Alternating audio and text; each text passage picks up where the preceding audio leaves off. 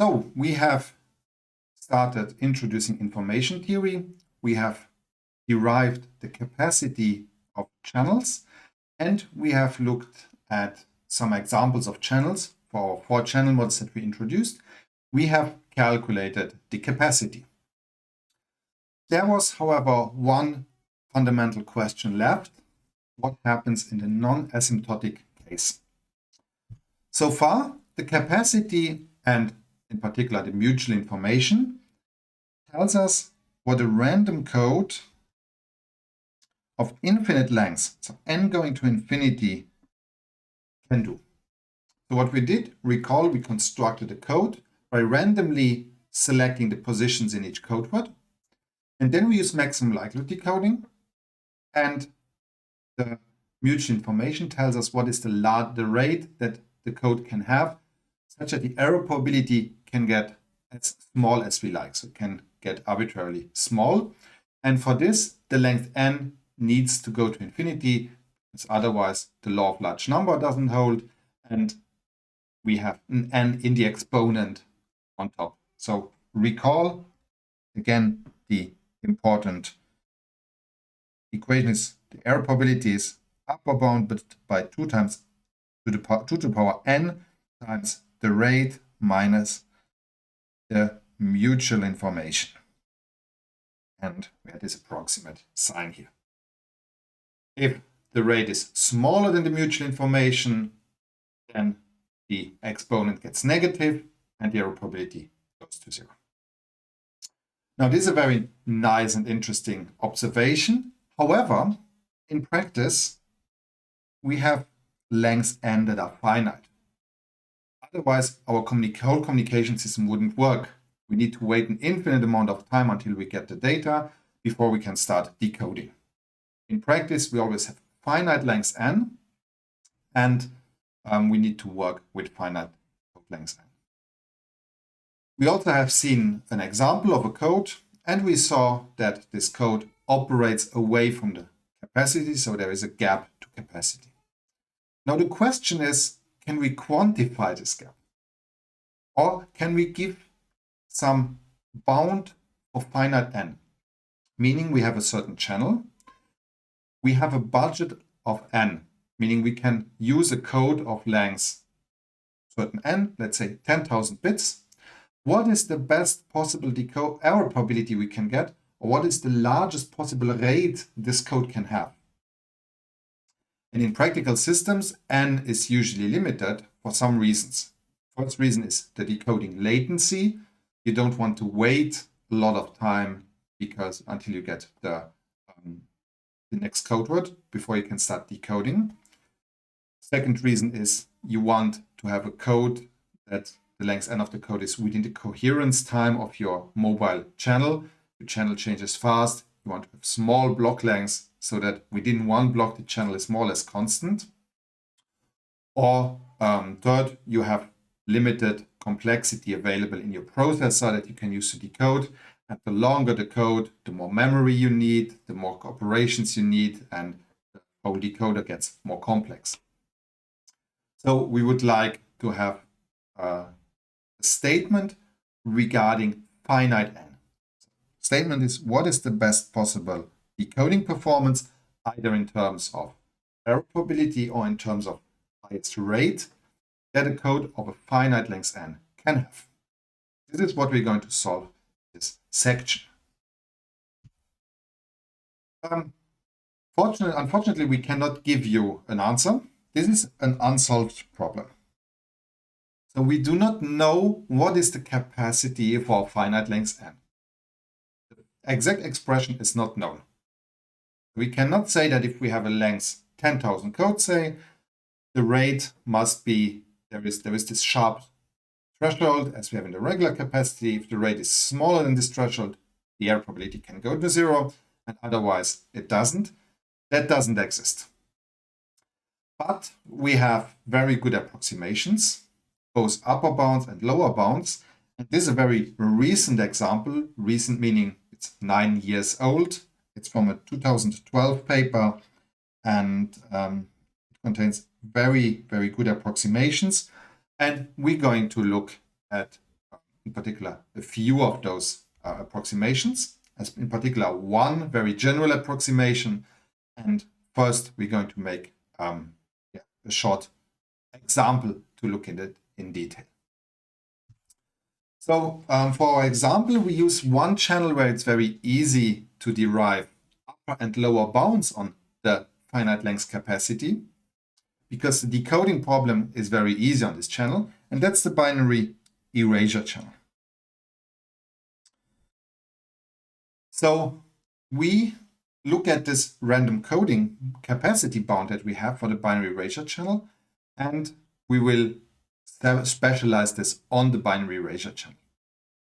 And there is one technique, the so-called union bound technique, that is also used in this Podliansky pour Verdoux paper, PPV 12. It's theorem 16 in this paper, so you see it's a paper with a lot of different results, and this will give us a lower bound, and we will also get an upper bound later. So let's take a look at how we approach this problem. Essentially, we do it in exactly the same way as when we derived our theoretical performance. So we start again with a randomly constructed code. So main idea, random code. We transmit code word x1 without loss of generality, because it's randomly constructed anyway. And then we use maximum likelihood decoding. So we transmit over a binary erasure channel, and we assume that t erasures have occurred. So we fix the number of erasures that have occurred first. Later we will generalize. First we assume t erasures have occurred. So what do we know in the binary erasure channel? Recall the 0 is transmitted correctly with probability 1 minus epsilon. With probability epsilon, we have an erasure. And the same for the 1. So at the non-erased positions, at the positions which are not erased, the value we observe is exactly the value that has been transmitted. So we can just use those values to determine what is the code word. So now when do we make an error? Well, we make an error if we have some positions and we cannot discriminate the code word that has been transmitted. So assume we observe some positions that are not erased, and now we compare those positions with all the code word x1 to xm in our codebook. So we have a code word, and we have some erasures in between here. So those are erased, let's say. I mark them as red. So now we take, so this is what we have received. So now we take a look at x1, x2, x3, up to xm.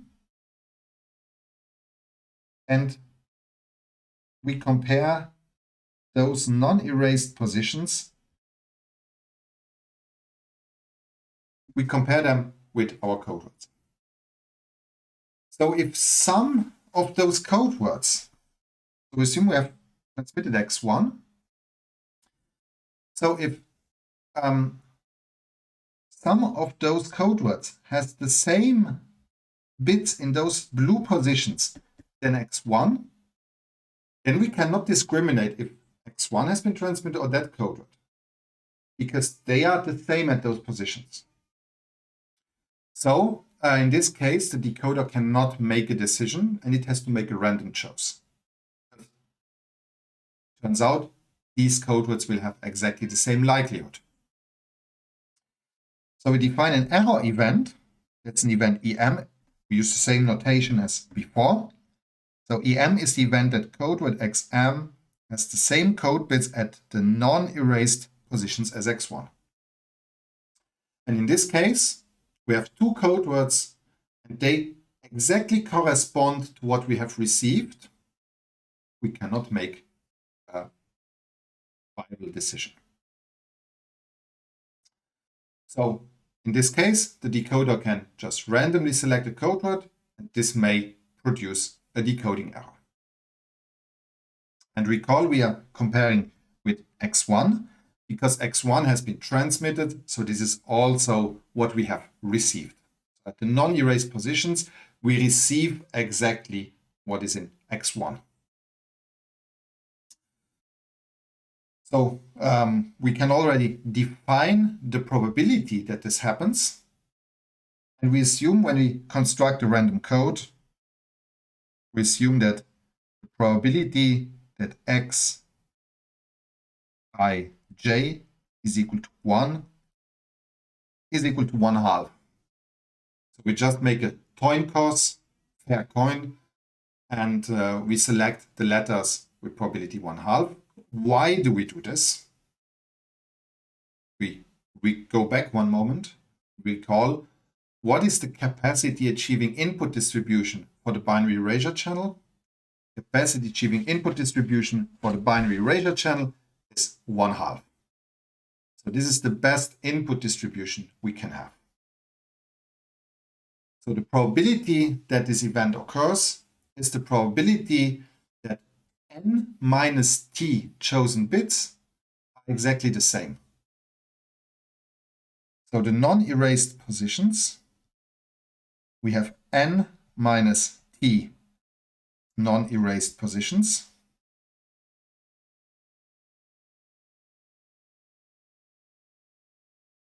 So the probability that event EM happens, let's say event E2 happens, given that x is equal to x1, and we have t erasures, that one probability is equal to, no, doesn't work. So this probability, let me write it on top. This probability, given that x1 is transmitted and we have t erasures, is equal to 1/2 to the power n minus t. So we have n minus t positions, and with probability 1/2, we have the same value in x than in x1. So we just choose the letters randomly. So it's n/2 to the power n minus t. You can say if n gets very large, t gets small, this goes to 0 pretty rapidly. So based on this, we will define or calculate now the error probability, and we're going to essentially use the same approach as we did before. So the probability that we have a decoding error, given that we have received y, that t erasures have occurred, is smaller or equal than the probability then one of those error events happens. So probability that error event E2 happens, error event E3 happens, E4 happens, and so on, and we take the union. So multiple can happen at the same time. Here we have an inequality because if one of those events happens, then we need to make a random decision, and it can be that by chance we decode for x1 or we decide for x1. So the decoding error will actually be smaller. So we will find an upper bound. And again, we have the condition, we have received y. We could add another decision or condition saying that x is equal to x1 has been transmitted. But for keeping the x position clean, we just neglect this further condition. So this is the error probability.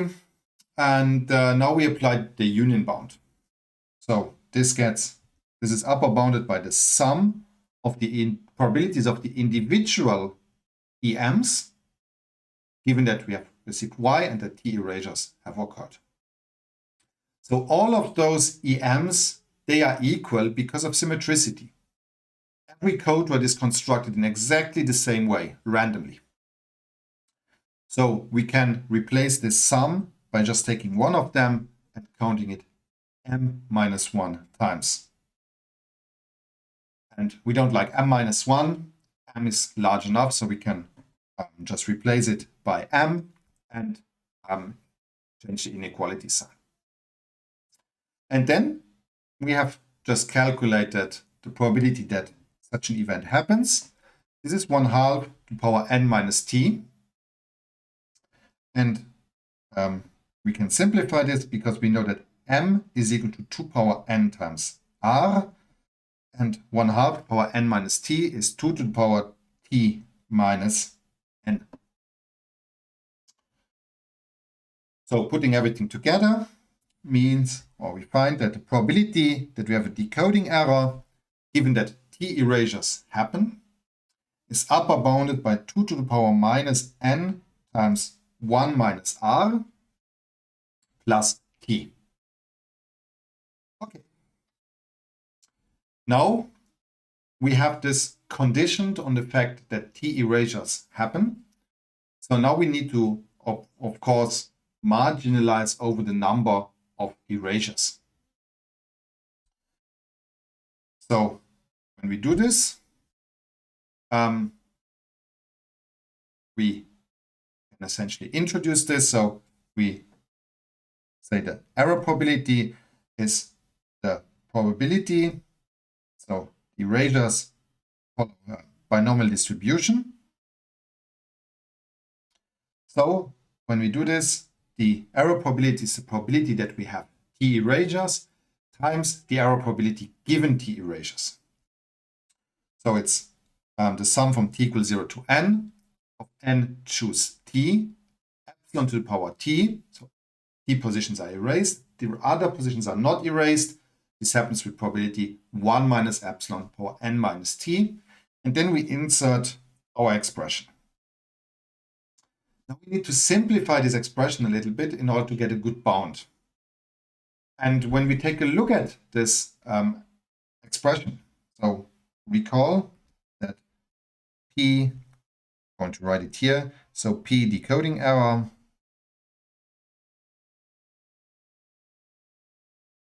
given y and t erasures was upper bounded by 2 to the power minus n times 1 minus r plus t.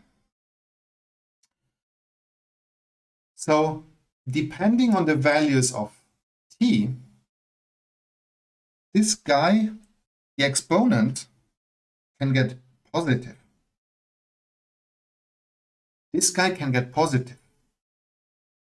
If t is significantly larger than this guy, can get positive, and then it grows exponentially.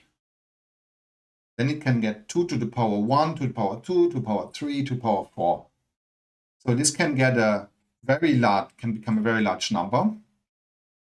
So this can become larger than 1. However, it's a probability. A probability will never become larger than 1. So what we're going to do is we just cut it. We just saturate to 1. So we just say that this is smaller or equal than the minimum of 1 and 2 to the power minus n times 1 minus r plus t. That's it. So we just cut off at 1. If this term gets larger than 1, we just set it to 1. Okay, and then we just insert, and then we get the so-called random coding union bound. This guy, stating that the error probability PE is upper bounded by this expression. And what we can do now is we can just take this guy and plug it into our favorite numerical calculation software, into MATLAB, Python, whatever, and we can evaluate this bound. We'll find that when t gets larger, this gets quickly saturates, and we can do this. We can numerically calculate the bound and calculate this one with quite a large accuracy. So what this bound states that for the binary erasure channel with an erasure probability epsilon, there exists a code, random code, where the error probability is upper bounded by this guy when we use maximum likelihood. So let's take a look. Can I actually plot this? So what we do is we have erasure probability looks like this. So we have epsilon is our erasure probability, and we have now error probability, and we will get something that looks like this. So if we increase the erasure probability, we'll have a curve.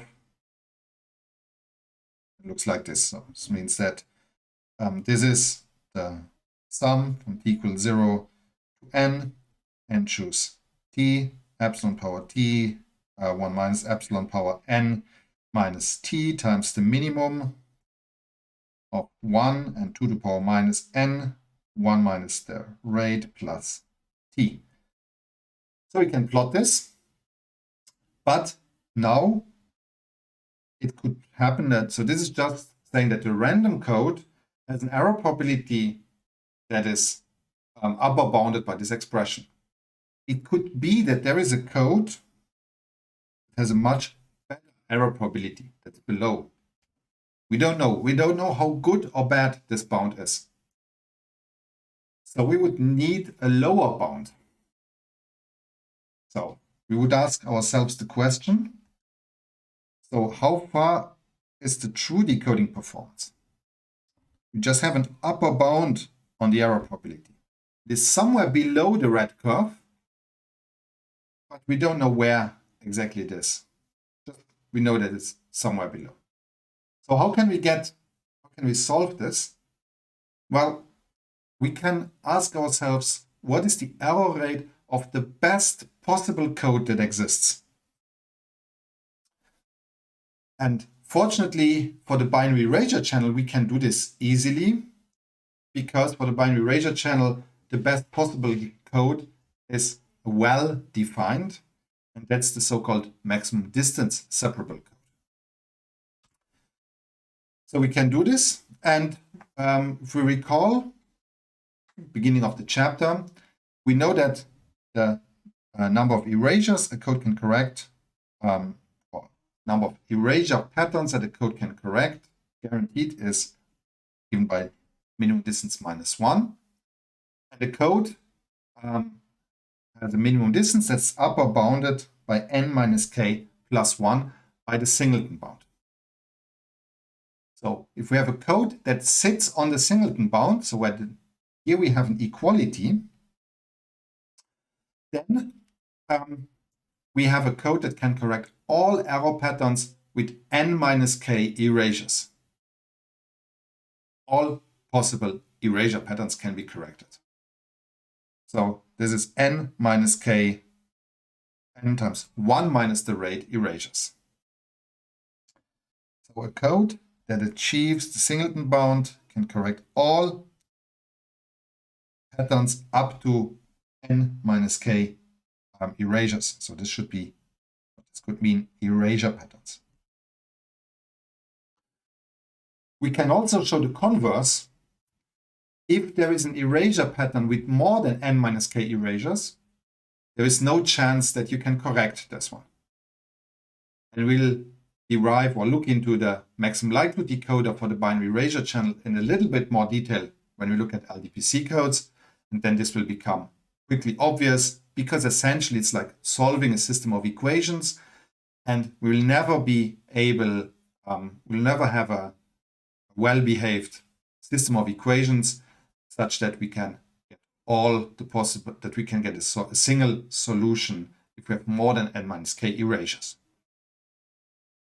So this is the best possible code.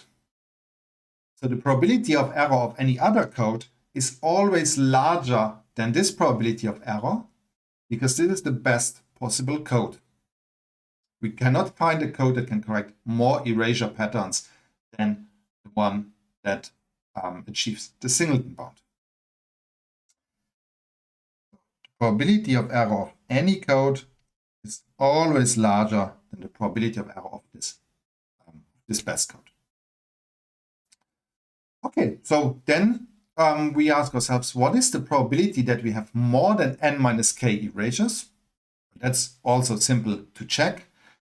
So that's just the binomial distribution and just plugging into the binomial distribution. So it's the sum from t going from n minus k plus 1. So we can create up to n minus k erasures. This is n minus k plus 1 up to n. And then the probability that we have t erasures. 1 minus the probability that we have up to t or up to n minus k included erasures.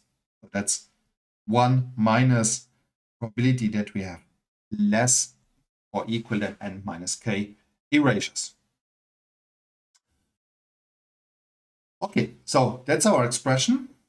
Now putting everything together, this is what we get. So we have the following bounds. So here is the finite length performance bound for the binary erasure channel. So we have C is the best possible code that we can find of length n and rate on the binary erasure channel. We know there is no binary, MDS code. So if there were a binary MDS code, this is what we can do. Fortunately, there isn't. So the performance of the best possible code is somewhere in between. So then the performance, the error probability, is somewhere in between this singleton bound and the random coding union bound. And that's what we can plot as well. So we can show an example. So this is what we get. And unfortunately, again, my PDF display program does some weird tricks. So therefore, we're going to look at the Jupyter notebook, where you can actually see how to evaluate this one. And then we're going also to see how to draw this plot on your own. So let's take a look at our Jupyter notebook. And we have the capacity of finite length for the binary erasure channel. Here we go. Again, we have the theory is written here on the in the notebook. Essentially, what we had on the slide is here summarized as text. And we have a function that calculates the random coding union bound, and you see it's just a one-liner. So it's essentially very, very simple. And singleton bound is another one-liner. And then we can just plot it for a bunch of values. So here we see the plot, finally on my right. So what we see is if we have a small value of n, so these are the blue curves. The dashed curve is the random coding union bound. Solid curve is the singleton, the lower bound. So the performance of the best possible code is somewhere between the two lines. So I can go back to my board again. Now I have the numbers. So I can just plug in the numbers here and just do this. So this is n equals 100, n equals 200, n equals 500, n equals 1000. This is 10 to the power 0, 10 to the power minus 2, 10 to the power minus 4, 10 to the power minus 6, 10 to the power minus 8. And here we have the error probability PE, 0.2, 0.25, 0.30, 0.35, 0.40, 0.45, and the capacity is 0.5. So here's the binary erasure channel erasure probability epsilon. So what we have is, if we have a code of length n equals 100, then the performance of the best possible code is somewhere between those lines. So this is the best possible code that we can find on the binary erasure channel of length 100. It has a performance that is somewhere within this corridor. It's a pretty wide corridor. But if we find a code that has a performance that looks like this, I wouldn't search much longer. I would trust my gut feeling and say this is probably the best we can do, or searching further will not be a big improvement. Usually you will get a code that has a performance like this. So that's probably there is room for improvement. But the best possible code that you can find with length n equals 100 will be somewhere in this corridor. So it's a pretty wide corridor, but luckily this corridor gets narrower very soon. So the upper and lower bounds, they get actually very good. So if we look at the length 1000, so a code with 1000 bits, we call this is pretty small. If we look at what Wi-Fi is using 2000 bits, 2304 to be precise, but this is practical range. This is even on the lower end of practical ranges. And there, the upper and lower bounds, they are already almost coinciding. So we know that the best possible code has an error probability that is somewhere in this corridor. Now, if you are, for instance, a code developer, you get a client. He says, I want you to develop a code for me. The length should be n equals 1000. I will use it on the binary erasure channel.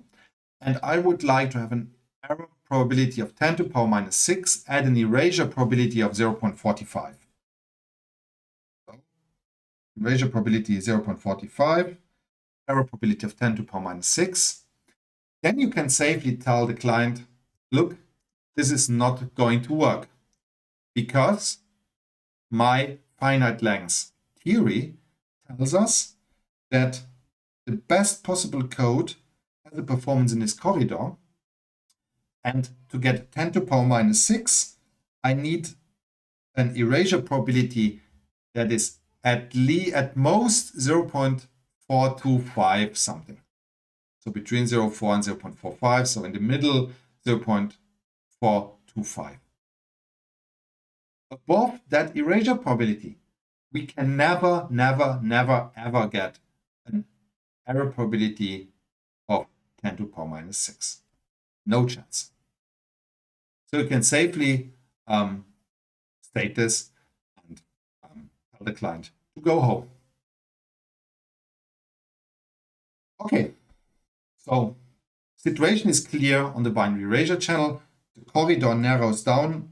Already for 200, the corridor is pretty small, and the corridor narrows further and further. For other channels, the situation is not so clear. We can look at this random coding union bound for other channels. In particular, we can look at it for the binary symmetric channel. For this, we also have a notebook. So let's take a look. We have a notebook called B.Sc BEC capacity finite length. And here we're looking at the binary symmetric channel. So in the binary symmetric channel, we can also formulate the random coding union bound. And that's here. So that's in the extra material. So the analysis is very, very similar. Now, just the way how you calculate this E2, or the probability that this event E2 happens, is slightly different. So when does the event E2 happens? And there we need to argue with the decoding spheres. So we need to calculate the probability that the code word xn is within the decoding sphere of code that we have transmitted x1. And then we will make a decoding error. So we will argue with the decoding spheres. And we can, again, show this probability, and it's essentially just the volume of this, the probability that we end up in this decoding sphere. This is not part of the lecture. If you are interested in this, you can do the derivation yourself. And you can also get these approximations, these random coding union bounds. These are the dashed lines, and we have approximations. So we will find approximations on the error performance of the best possible code. And we see those coincide pretty well with this random coding union bound. That's what we are going to do next. We're going to derive those approximations. And that's the so-called finite length capacity approximation. We first state the theorem. Again, it's from the same paper that kind of revolutionized this finite length information theory. And we define something that is called the dispersion. So let's take a look at what we have. So we start with a channel C. So C is a communication channel that has a capacity C. I want to highlight this in the other way. We have a communication channel, and we know the capacity of this channel. It's C. So now we say, okay, if we have a finite length, we cannot push the error probability as far down as we like, but we have to tolerate a certain error probability. And we call this error probability that we tolerate PE. So PE is the error probability that we can actually tolerate. Let's mark this. PE is the error probability that can be tolerated. We have a capacity C. So then the best possible rate of the code can be approximated as follows. So we know that the rate should be upper bounded by the capacity. So the rate is smaller or equal than the capacity. And now we have a rate of the best possible code that is approximately equal to the capacity minus this offset term. This offset term is the square root of a constant VC. This constant is the so-called channel dispersion. It's a parameter that depends on the parameters of the channel. And it is divided by n. So we can see that the rate behaves with square root of 1 over n. If n increases, this term gets smaller and smaller, but very slowly, with 1 over square root of n. And then we have a constant that is the Q function, the inverse Q function of our error probability. We know the Q function is the tail distribution of the Gaussian distribution, and it has the error probability, so it's the Q function, inverse Q function of the error probability. The dispersion, we'll see in a moment how to calculate the dispersion, and then we'll get calculate dispersion for a few channels. So how do we get there? So how can we derive this theorem or this approximation? It's actually not too difficult from where we are already. And for this, we need one theorem, which you know probably well from probability theory, which is the central limit theorem. So let's take a look. Let me just adjust a few things here and there. So we're going to use the central limit theorem. The central limit theorem is kind of like a generalization of or a specification of the law of large numbers, and is very similar. But now we can say a little bit more about what happens. So what we have is we have a sequence of IID random variables x1 to xn, and they are drawn from the same distribution. But we know now two things about this distribution. The expected value, or the mean, is equal to mu, and the variance is equal to sigma squared. So they're drawn from the same distribution that has the same variance, sigma squared. And now we calculate the average, sample average. So we calculate x1 plus x2 plus x3 and so on, and divide by n. And we call this xn bar.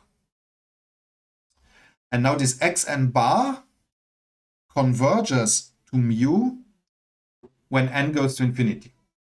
This is the law of large numbers.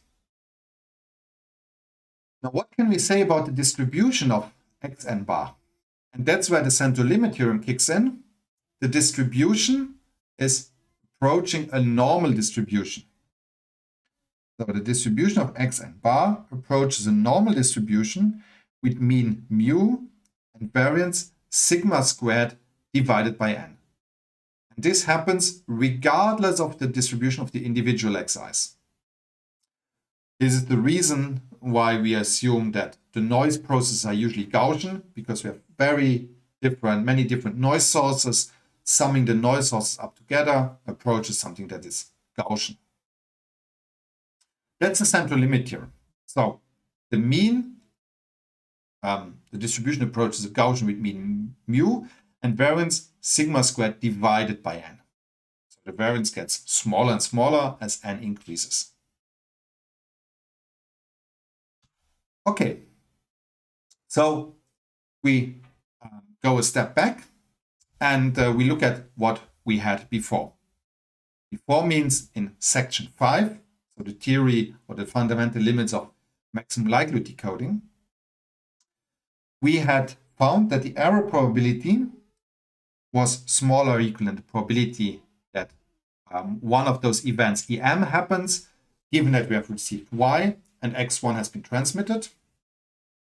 And we found that this is smaller or equal than m to the power minus log 2 of P of Y given X1 divided by P of Y. And now we don't want to write this term all the time. So we abbreviate this term as I of X and Y. So we use a lowercase y. So this is to distinguish it from the mutual information, where we use an uppercase I. So this is a lowercase I, and we have vectors X and Y into this. And then because m is equal 2 power n times r, this is equal to 2 power n times r minus 1 over n times I between x and y. And I is the so-called information density. And it is defined as follows. So 1 over n times this information density between x and y is 1 over n times log 2 of P of y given x1 divided by P of y. Memoryless channel, this is the sum from 1 to n of log 2 of P of yi given xi divided by P of yi. And we saw that in one of the previous chapters, we saw that by the law of large numbers, this will converge to the mutual information between x and y. That's the information density. And we are going to build upon that. So we are not applying the law of large numbers, but we go a step back and then apply the central limit theorem. So we start from the fact that our error probability is upper bounded by 2 to the power n times the rate minus 1 over n times the information density between x and y. And we know that when this guy becomes negative, so a negative exponent,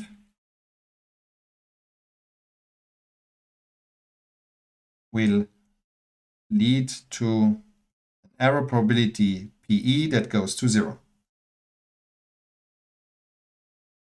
And beforehand, we just looked at what is the exponent, how does the exponent converge. Now we ask ourselves the question, what is the probability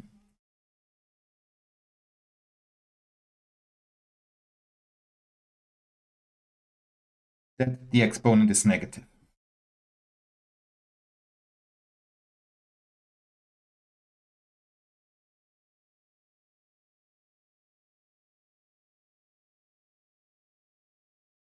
So what is the probability that we have a negative exponent? And for this, we're going to use the central limit theorem. We're going to use the central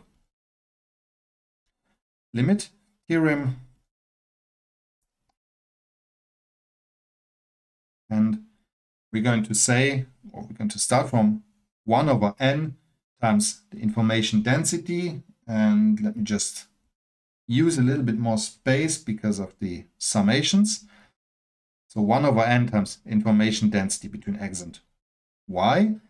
This is equal to 1 over n times the sum from I starting from 1 to n of log 2 p of yi given xi divided by p of yi.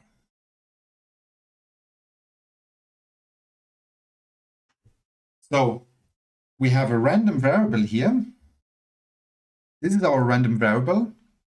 This is our xi's, so to say the central limit theorem.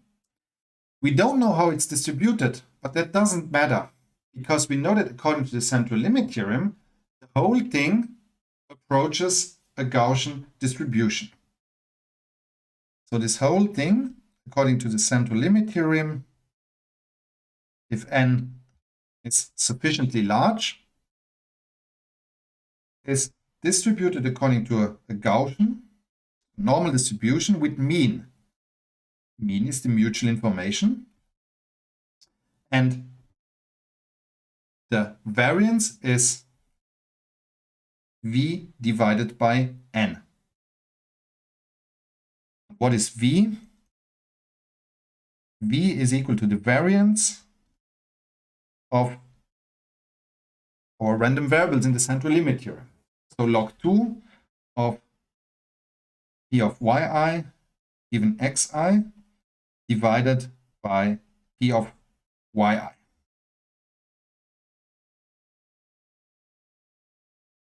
So that's what we're going to use. So now let's draw this.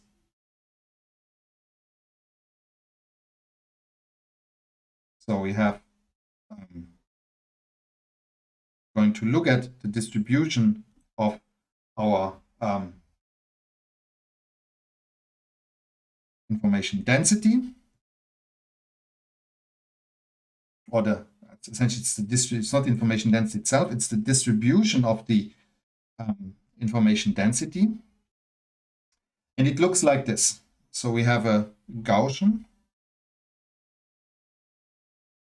Always very bad in drawing Gaussians. At least I'm trying. So the average of the Gaussian is the mutual information. And we have a variance that is given by V. So now we ask ourselves, what is the probability that the exponent is negative? Or what is the probability that the exponent is positive? then we make an error. So when is the exponent positive? So the exponent is positive, and this means we make an error.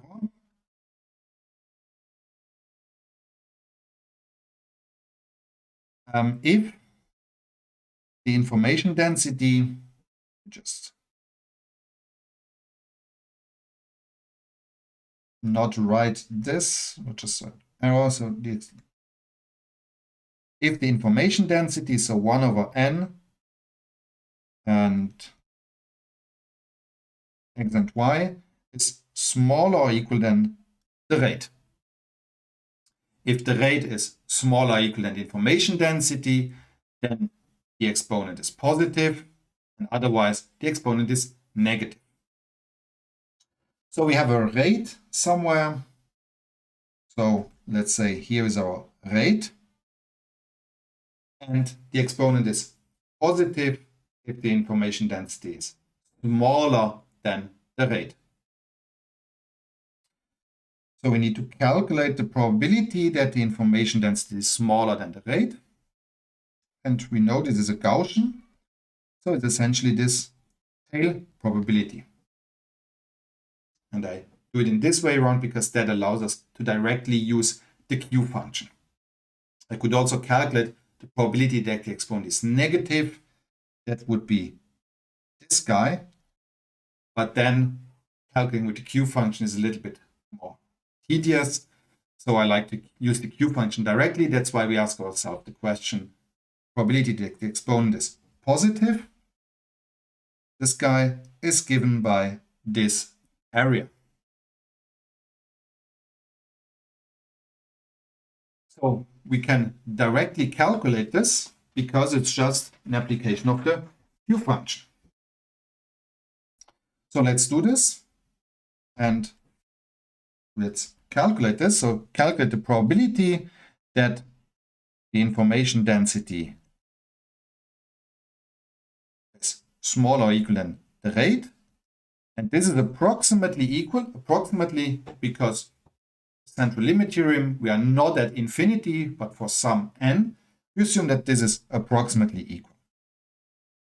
The integral from minus infinity to r, and then we just insert the Gaussian distribution, so it's 2 pi, and then the variance is v over n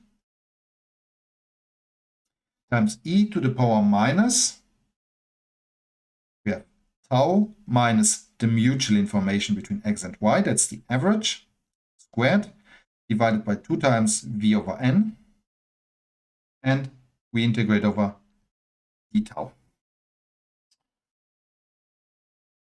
So and this we can write as 1 minus the integral from r to infinity. Again, we insert the same stuff, e to the power minus tau minus mutual information between x and y, 2 times v over n d tau, and now this is just the Q function. So this is 1 minus the Q function from the rate minus the mutual information between x and y divided by the square root of v divided by n.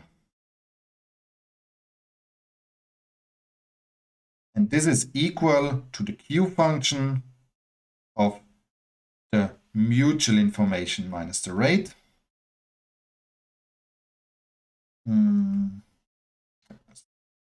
Going to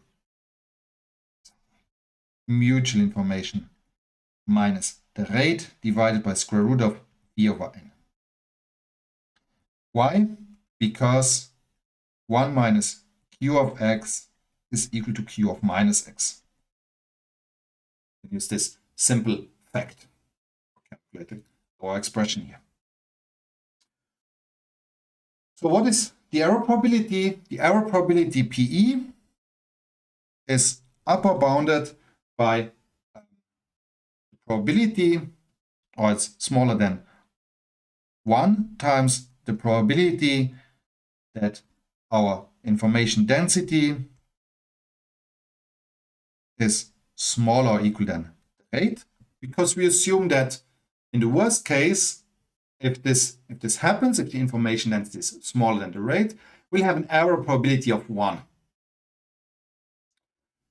So can just say, and we can assume that this is almost an equality.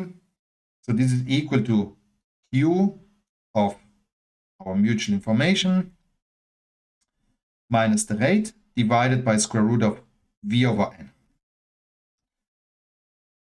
Okay, now we just solve this expression. So we solve this for the rate. So what we say is, what we get is the inverse Q function of PE is approximately equal to, and now we assume that everything is approximate, the mutual information minus the rate divided by square root of V over N. And from this, we can conclude that the rate is approximately equal to the mutual information between x and y minus square root of V over N times inverse Q function of PE.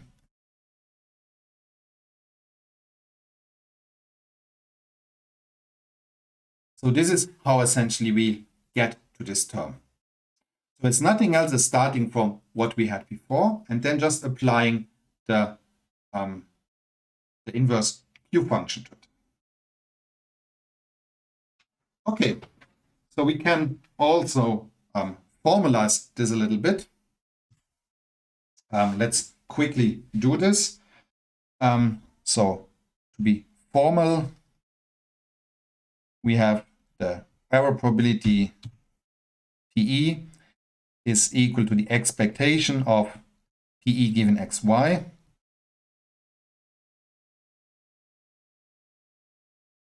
and we know that PE given xy is smaller or equal than 2 to the power n times r minus the information density between x and y. So we can write this as the sum over all possible values of x and y, just as we did previously, of P of xy.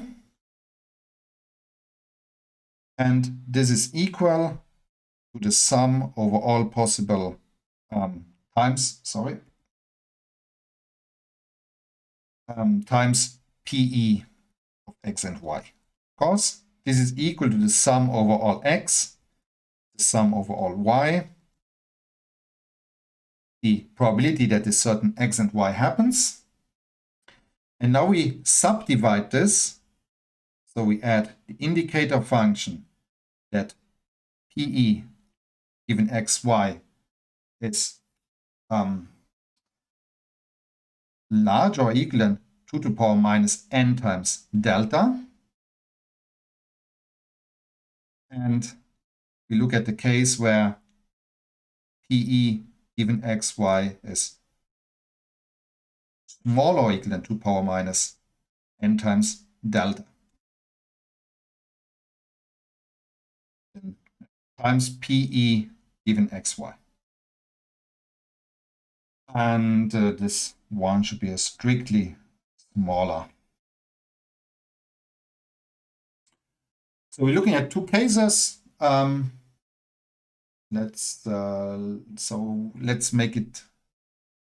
make this one a strictly larger. It doesn't really matter, but we should just do it consistently. This one is a strictly larger and this is larger or equal. So we subdivide again into two cases.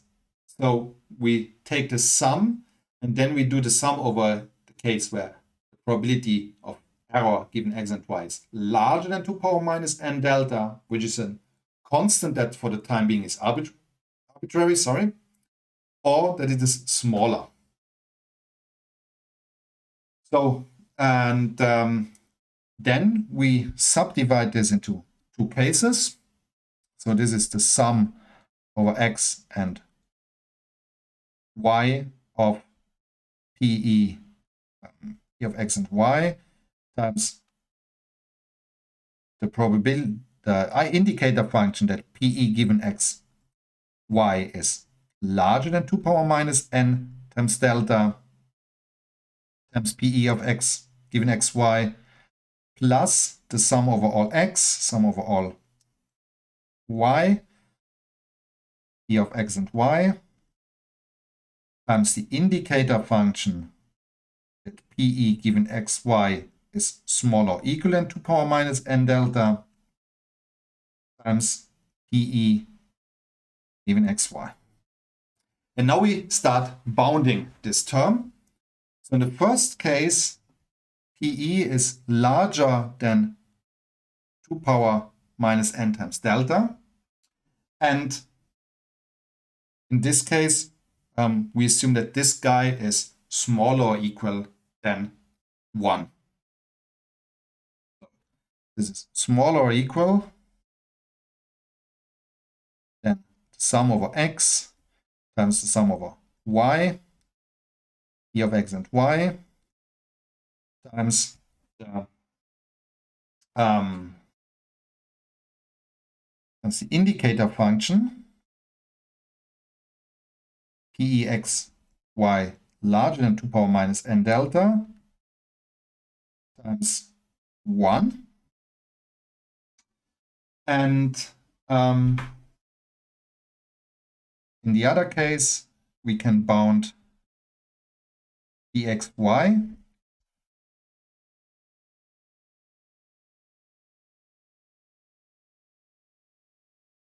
let's say PXY is smaller or equal than 2 power minus n delta.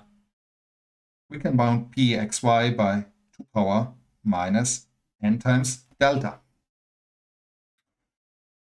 Okay, so now this guy is equal to the probability. It's the probability that PE given xy is larger than 2 power minus n delta plus 2 power minus n delta times the probability, this guy's this term, and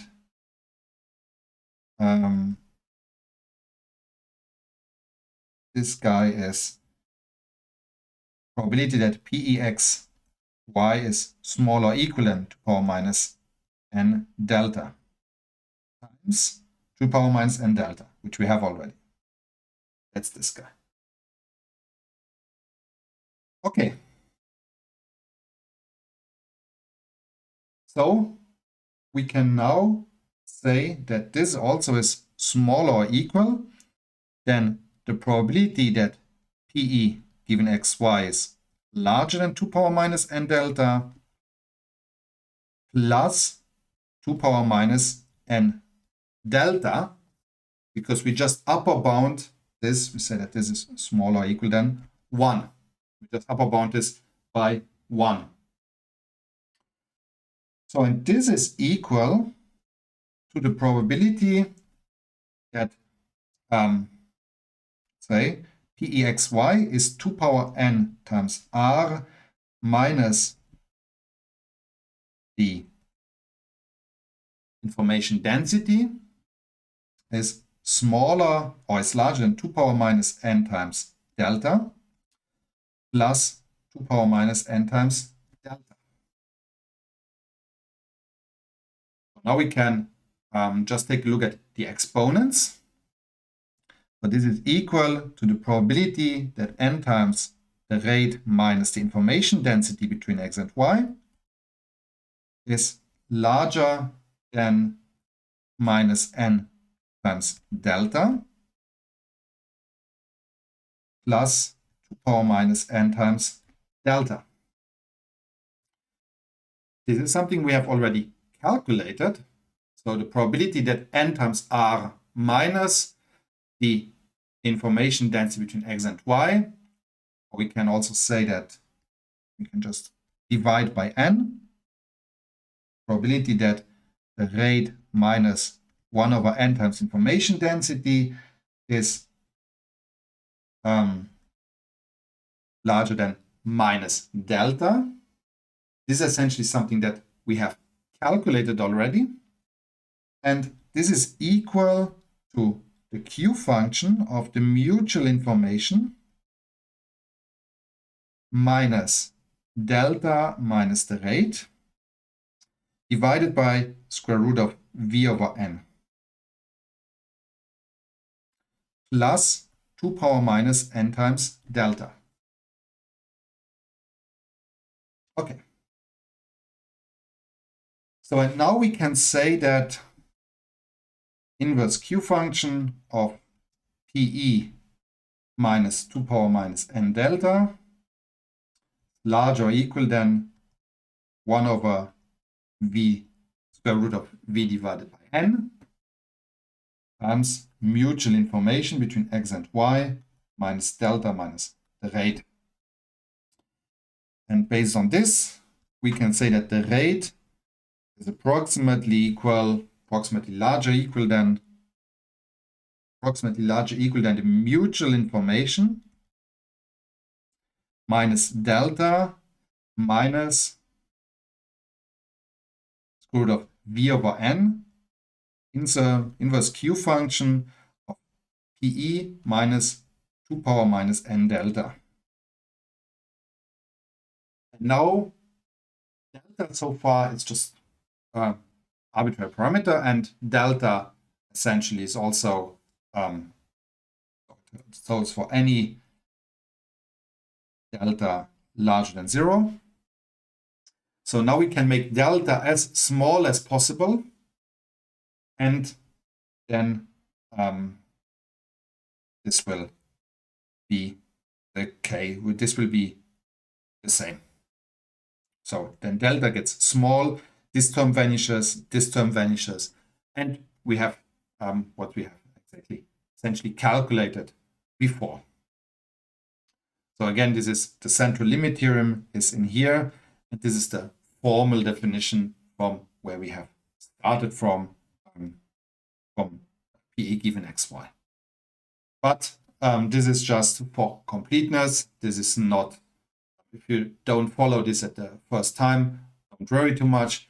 Important thing is that you understand these and these derivations. So understand what's going on, that the information density approach is Gaussian distributed, and that we can calculate the probability that the exponent is either negative or that the exponent is positive. Both of them are okay. And so based on this, we just apply the central limit theorem. Central limit theorem will lead to a Gaussian. Gaussian will lead to the Q function, and you will get this expression that you should recall. So it's mutual information minus square root of the v divided by n, inverse Q function of PE. Okay, so we have this. Now we still have this ominous parameter v. So what is v? V is the so-called channel dispersion. And we're going to look at how to calculate this channel dispersion for one specific channel, and in particular for the binary erasure channel. We're going to calculate the dispersion for the binary erasure channel. So we start with assuming that p of x equals 0 is equal to p of x equals 1 is equal to 1/2. Because we have the capacity achieving input distribution, and that's how we can get that's the capacity achieving input distribution for the binary erasure channel. And then we calculate the probability of the output. We calculate the probability that y is equal to 0. And to do so, we marginalize over x. So that's the probability that x is equal to 0, y is equal to 0, plus probability that x is equal to 1 and y is equal to 0. Marginalization. That's the probability that y is equal to 0, given x equals 0, times probability that x is equal to 0, plus probability that y is equal to 0, given x equals 1, times probability that x is equal to 1. This is equal, so probability that y is equal to 0, this guy, given x equals 0, this is 1 minus epsilon. That's 1 minus epsilon. Probability that x equals 0 is 1/2. Plus, if we transmit a 1, x equals 1, we can never receive y equals 0. So this probability term is equal to 0. So this is equal to 0 times 1/2. So it's equal to 1/2 times 1 minus epsilon.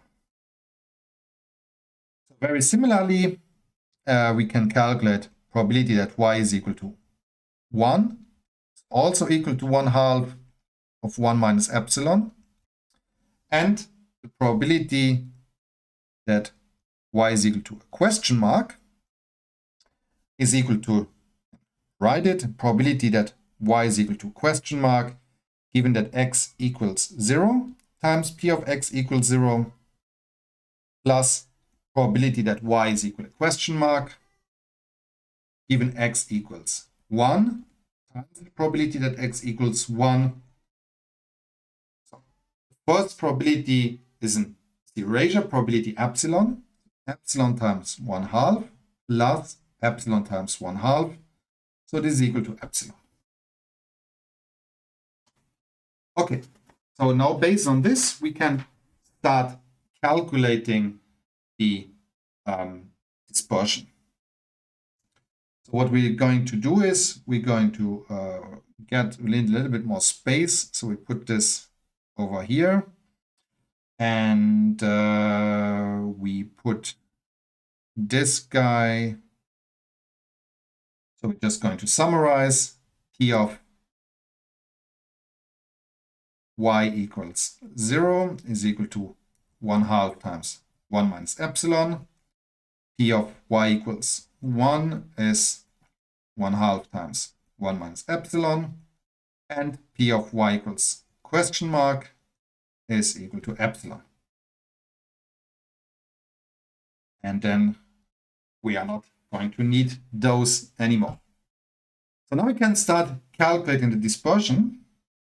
Dispersion V is equal to the variance of this term log 2 of P of yi given xi divided by P of yi. How do we calculate the variance? We call our probability theory and we just plug in the definition of the variance. So the definition of the variance is that, so recall that variance of a random variable x is the expectation of x squared minus the expectation of x squared. And this is equal to the expectation of x minus the expectation of x squared.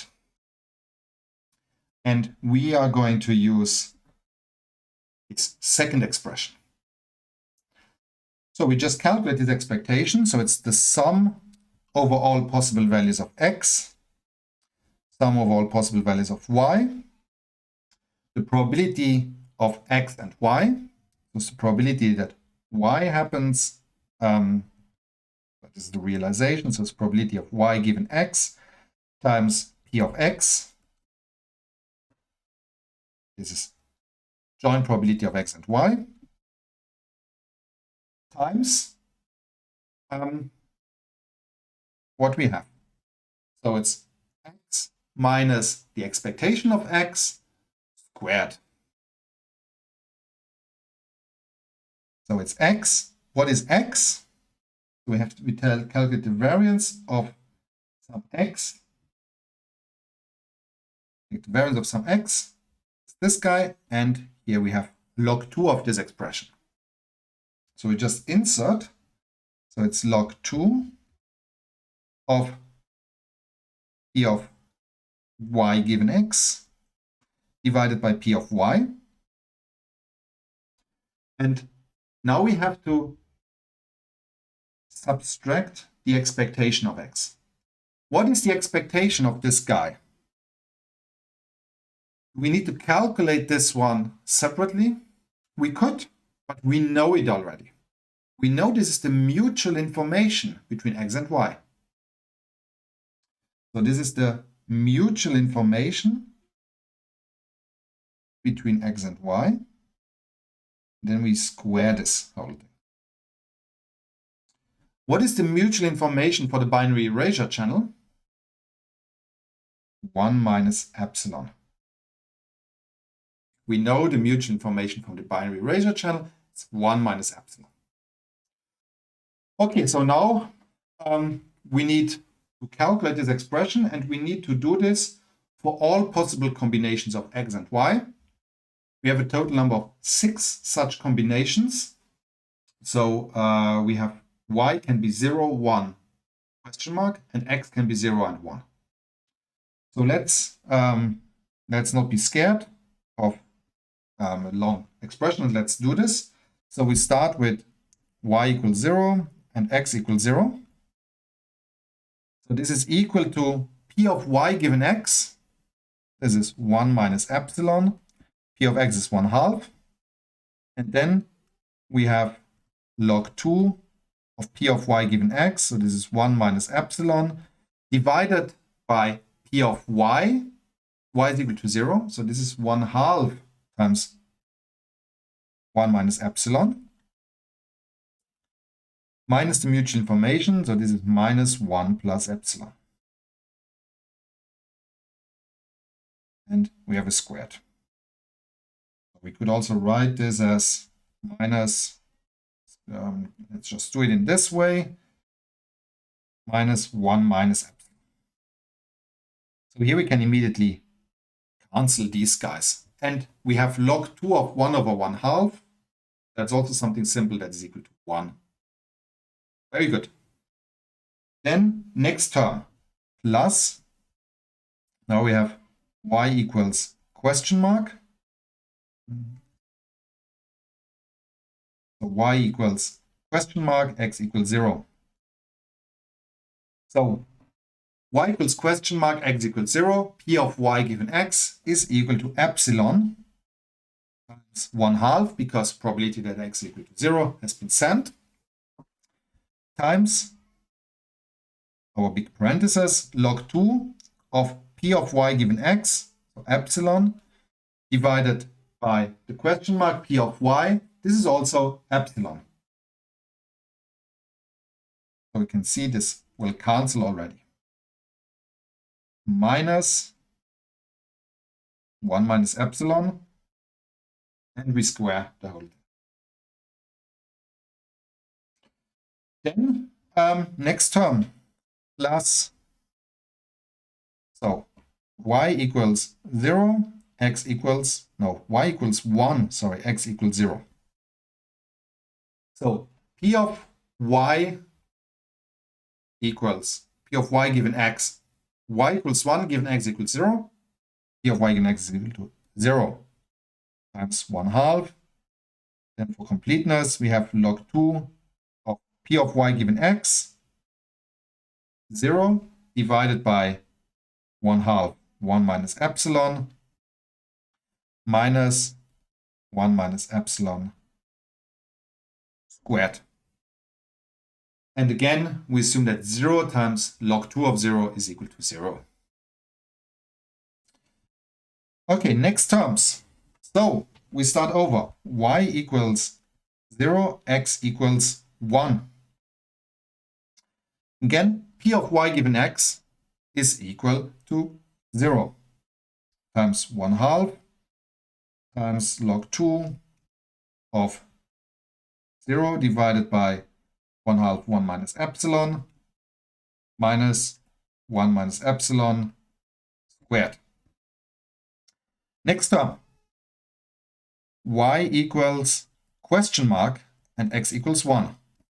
It's getting interesting again. So p of y given x is equal to epsilon times 1/2 log 2. We have p of y given x is equal to epsilon. P of y is equal to epsilon. Great. We cancel. Minus 1 minus epsilon squared. Final term. So, what do we have left? Y equals 1, x equals 1. So p of y given x is 1 minus epsilon.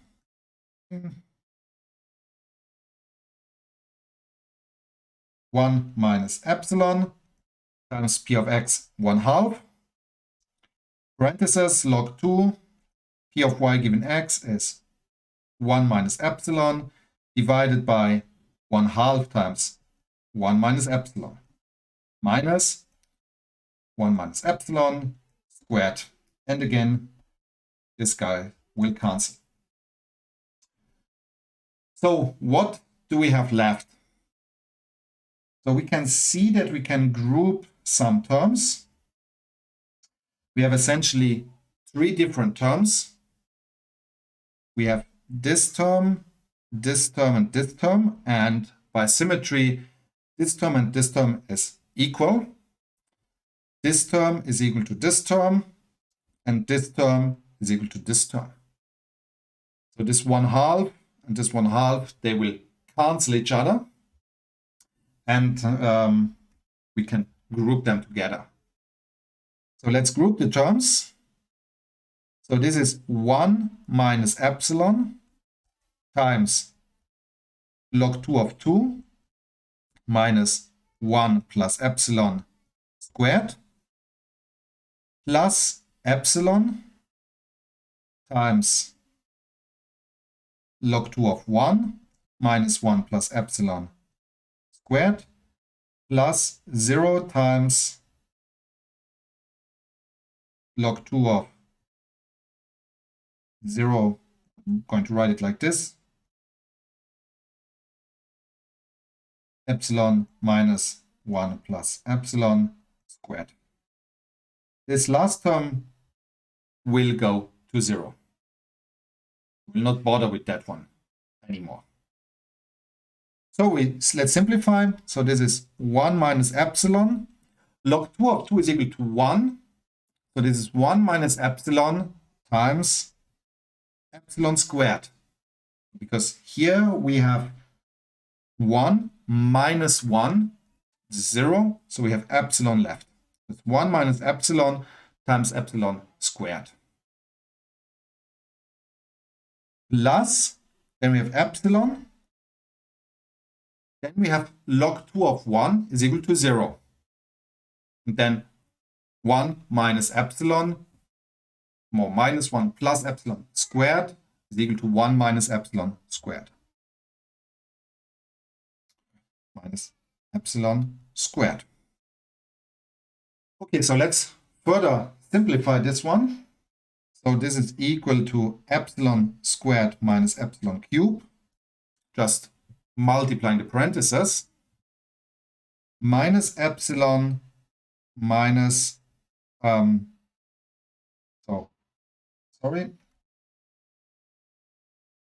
plus epsilon times, and then just going to multiply out the quadratic term. So this is 1 minus 2 epsilon plus epsilon squared. So it's equal to epsilon squared minus epsilon cubed plus epsilon minus 2 times epsilon squared plus epsilon cubed. Okay, so epsilon cubed cancels. This one goes away.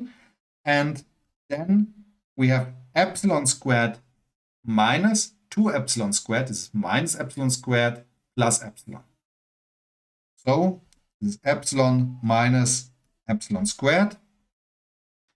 And we can factor out an epsilon.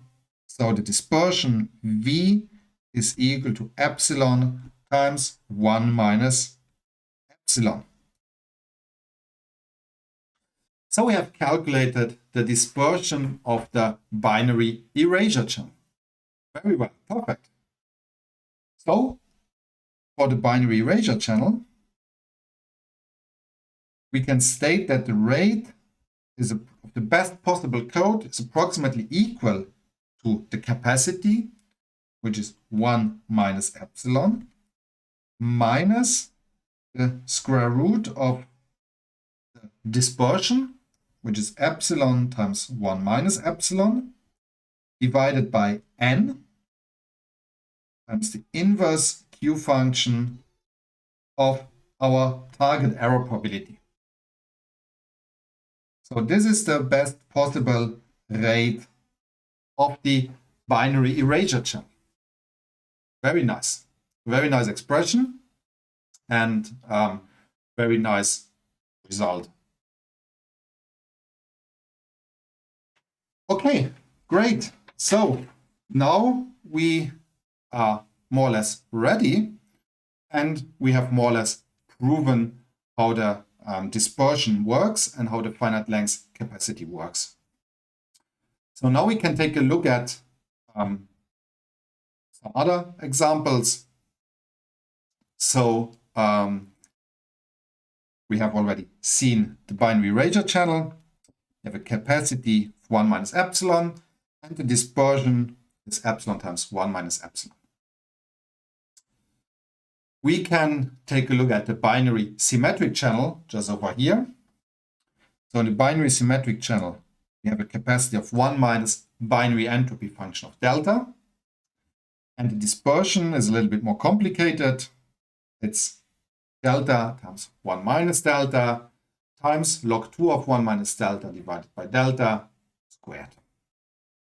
Again, you can calculate it in more or less the same way. The expressions get a little bit nasty, but you can still do it. So then, what you can do then is you can, let me just remove this.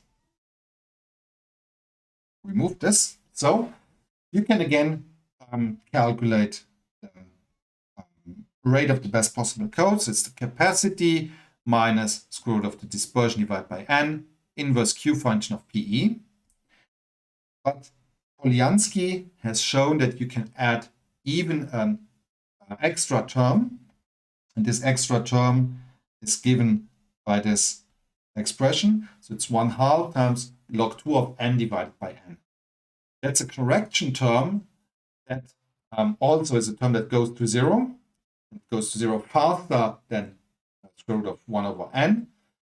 But this correction term offsets the fact that you are overestimating kind of the what you remove here. So this term, binary symmetric channel, essentially overestimates the capacity or the finite length effects, and you can counteract this by adding this correction term. You can do the same for the real valued AWGN channel. Again, you have a capacity of 1/2 log 2 of 1 plus signal to noise ratio. You can calculate the dispersion that's given here for completeness. And again, you can also use the correction term, and you have the same expression plus the same correction term. This correction term doesn't apply for the binary erasure channel. What we calculate is pretty good for the binary erasure channel, and we saw that the random coding union bound that we saw before was pretty close to the singleton bound. So in the binary erasure channel, we have actually a very, very good performance. So there we don't need the correction term. But the correction term is necessary in AWGN and in binary symmetric channel case. The interesting channel is the binary input AWGN channel. Gets significantly nastier in here. We cannot calculate the dispersion directly. We need to calculate it numerically. So here is the calculation for the dispersion. And essentially it's just plugging in stuff into plugging in the definition into the Gaussian distribution function with binary inputs, and you will get this expression, where C is the capacity of the binary input AWGN channel, which we know from before.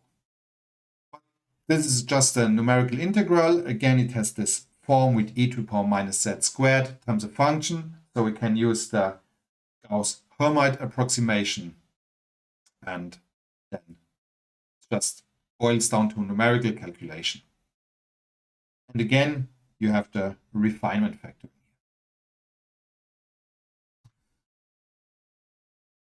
So in general, we can also reformulate the expression in terms of the error probability.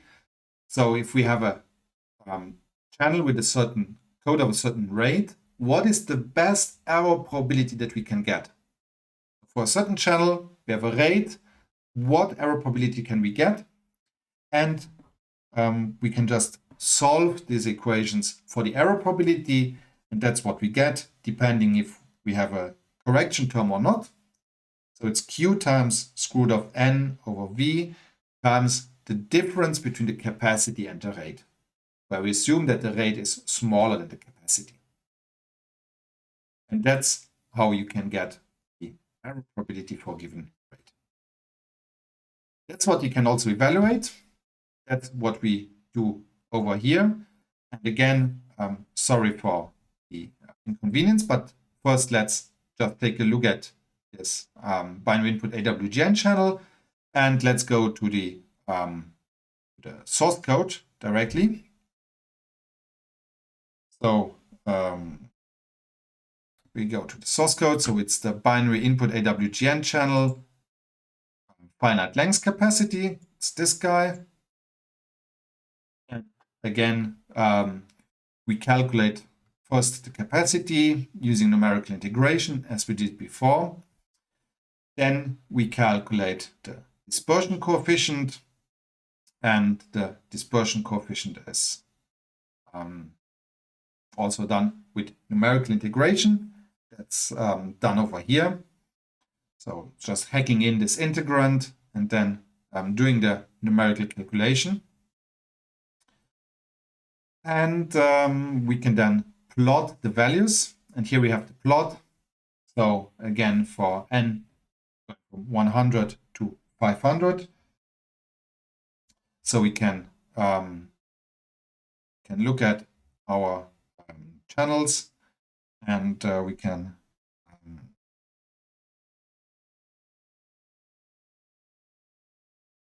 essentially then calculate our values.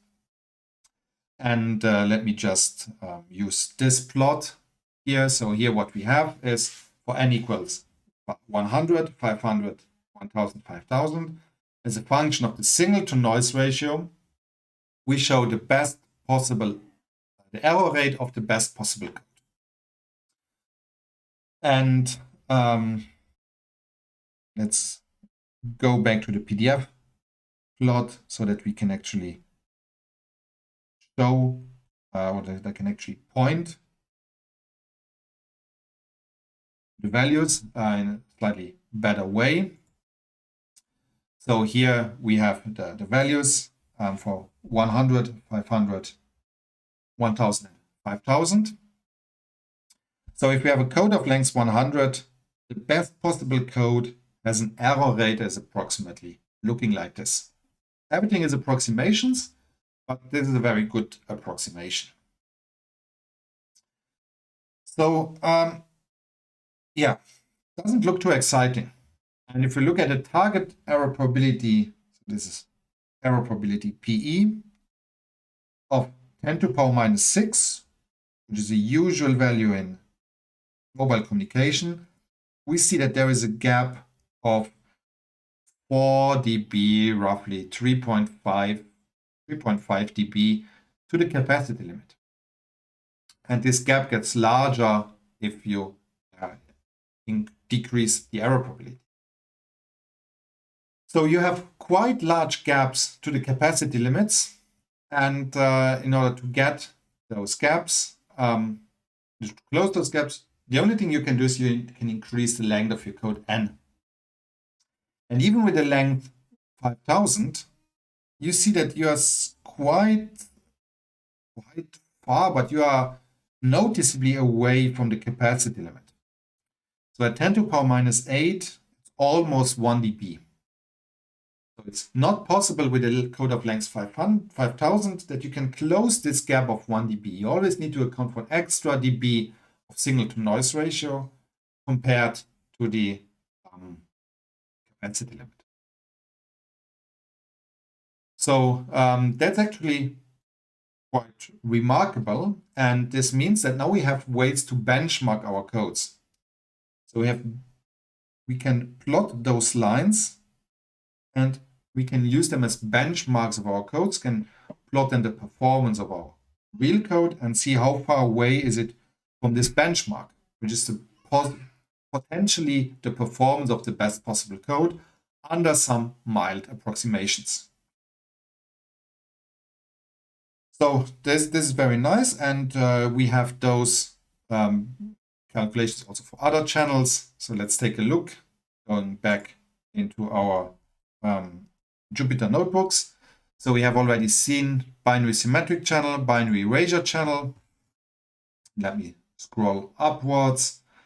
So here we have the calculation of we show how to compute the dispersion, and we can plot the approximations for the channel. So here you can also see the difference that you get, or how far away you are from the capacity limit. So this is for rate 1/2 codes. So length 100, capacity achieving rate 1/2 code can correct 11% of errors. With a length 100 code, you can go for up to 2% errors. So it's a factor of 6 almost that is missing between the percentage of the number of errors you can correct with a capacity achieving code, the code of length 100. So it's quite significant if you want to achieve an error probability overall of 10 to the power minus 6. So there you can also plot these curves in terms of rate that you can achieve for a certain target error probability as a function of the length. So if we have a certain channel, so here we look at the channel of a error probability of 0.11, 11% errors. The capacity is 0.5 of this code. So we have an error probability of capacity of 0.5, and now we can calculate the rate of the best possible code for different error probabilities. And you can see that it converges quite slowly to the capacity of 0.5. Initially, it gets very fast, but in this region, the bounds are, or the approximation is not very good. This is what we have to say. So the approximation gets good in this regime. And you can see that if you double the length from 1000 to 2000, it's just by a factor of square root of 2 that you get better, because you have the square root of n that is relevant here. And we also consider the correction term log 2 of n divided by 2n here as well. And you can see that if you decrease the error probability, then of course your rate needs to go down. So for higher error probability, you approach capacity faster. But if you want to have very low number of errors, and you saw the slopes of those curves change, then you need to have very, very large lengths. And here we calculate these for binary erasure channel. We have similar curves. The convergence seems to be, is actually better because it's a slightly easier channel. So that's also remarkable that the difference here is the same scaling of the curves. So for the binary symmetric channel, this is binary symmetric channel, you lower rates than for the binary erasure channel, which is here where the rates are larger. And this is because the binary erasure channel essentially is a simpler channel, so it's easier to approach the capacity.